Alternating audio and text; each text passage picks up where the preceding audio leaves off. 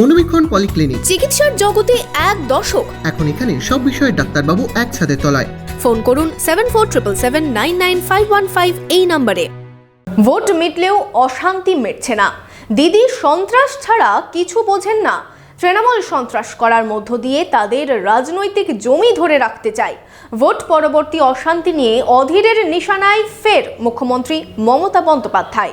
Laptop, desktop, CCTV, printer, AC, HP, Dell, Canon, CP plus, Hikvision ইত্যাদির authorised dealer Telta computer, Khagra, Baharampur. আমাদের HP showroom এখন রানীবাগানেও। সর্বদা মমতা বিরোধী অধীর চৌধুরী একদিকে যখন লোকসভা ভোটের আগে থেকে নরম সুর ধরে রেখেছে কংগ্রেস হাইকমান্ড, অন্যদিকে উল্টো গঙ্গা বইছে বঙ্গে।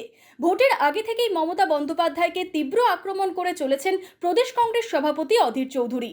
শেষমেশ বাংলায় তৃণমূল নয়, বামেদের সঙ্গে জোট করে ভোটে লড়েছে কংগ্রেস। অন্যদিকে কোমর বেঁধে অধীর চৌধুরীর বিরুদ্ধে নেমেছিল তৃণমূল। অবশেষে আটকানো সম্ভব হলো অধীর চৌধুরীর ডাবল হ্যাট্রিক।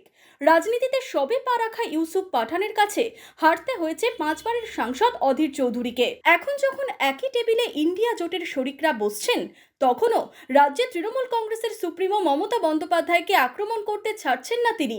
অধীর চৌধুরী সোমবার বলেন, দিদি সন্ত্রাস ছাড়া কিছুই বোঝেন না। তৃণমূল সন্ত্রাস করার মধ্যে দিয়ে তাদের রাজনৈতিক জমি ধরে রাখতে চায়। নির্বাচনের সময়ও চলেছে। একটা পশ্চিমবঙ্গের সন্ত্রাসের দুটো ফারাক আছে।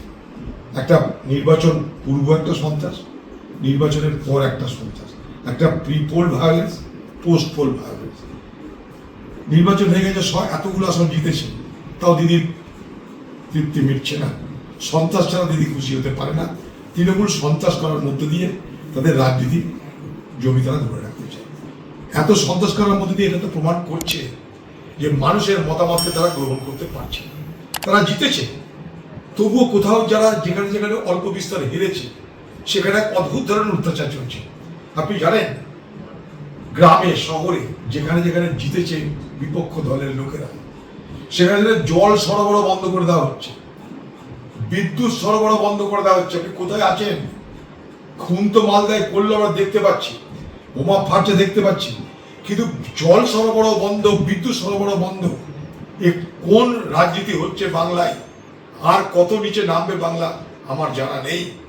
কিন্তু এই ঘটনার তীব্র নিন্দা করছি, এবং নির্বাচন যেই হয়ে গেছে সেই দিনই আমি বলেছিলাম বাংলার মুখ্যমন্ত্রীর কাছে, আপনাদের মিডিয়ার মাধ্যমে তার কাছে বলেছিলাম যে নির্বাচনের পর যেন বাংলায় সন্ত্রাস না হয়, এটা দেখুন আপনি। সন্ত্রাস কিন্তু বাংলায় থামছে না, এবং এই সন্ত্রাস কিন্তু আগামী দিনে আরও বাড়বে। এখন সন্ত্রাসের টার্গেট করা যায়, যেখানে যেখানে তৃণমূলের ভোট কমেছে সেগুলো এখন তৃণমূলের সন্ত্রাসের টার্গেট।